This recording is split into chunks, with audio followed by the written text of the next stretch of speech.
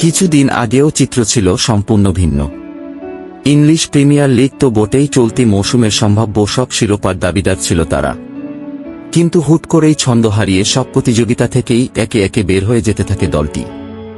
এভারটনের বিপক্ষে হারের পর প্রিমিয়ার লিগের শিরোপা লড়াই থেকেও এক অর্থে ছিটকে পড়েছে রেডরা।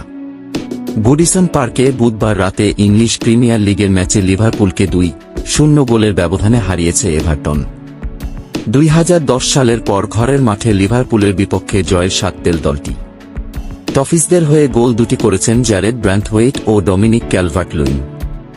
ইংলিশ প্রিমিয়ার লিগের সবশেষ 4 ম্যাচে তাদের জয় মাত্র একটি ম্যাচে, এর মধ্যে হেরেছে 2টি। ম্যানচেস্টার ইউনাইটেডের সঙ্গে ড্র করেই দুর্দশা শুরু হয় তাদের। এর আগে এফএ কাপের লড়াইয়ে রেড ডেভিলদের কাছে তারা হারে 3-4 গোলের ব্যবধানে। 34 ম্যাচ শেষে 74 পয়েন্ট নিয়ে দ্বিতীয় স্থানে আছে লিভারপুল। সমান তাদের চেয়ে 3 পয়েন্ট বেশি নিয়ে শীর্ষে আর্সেনাল। তবে দ্বিতীয় স্থানে থাকলেও তা অস্থায়ী, কারণ তাদের চেয়ে 2 ম্যাচ কম খেলে 73-3 পয়েন্ট নিয়ে তৃতীয় স্থানে ম্যানচেস্টার সিটি। অর্থাৎ বাকি 2 ম্যাচে সিটিজেনরা একটিতেও জয় পেলে তৃতীয় স্থানে নেমে যাবে লিভারপুল।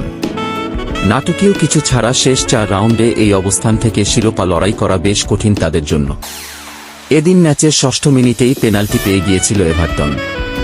তবে ক্যালভার্ট-লুইনকে ডিবক্সে ফাউল করেছিলেন গোলরক্ষক অ্যালিসন বেকার, কিন্তু ভিআরে দেখা যায় অফসাইডে ছিলেন ক্যালভার্ট-লুইন। যে যাত্রা বেঁচে গেলেও গোলবঞ্চিত রাখা যায়নি স্বাগতিকদের।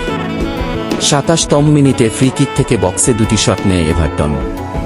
তৃতীয় দফায় ব্র্যান্থওয়েইটের শট অ্যালিসনের হাতে লেগে পোস্টে লেগে গোল লাইন পেরিয়ে গেলে এগিয়ে যায় তারা।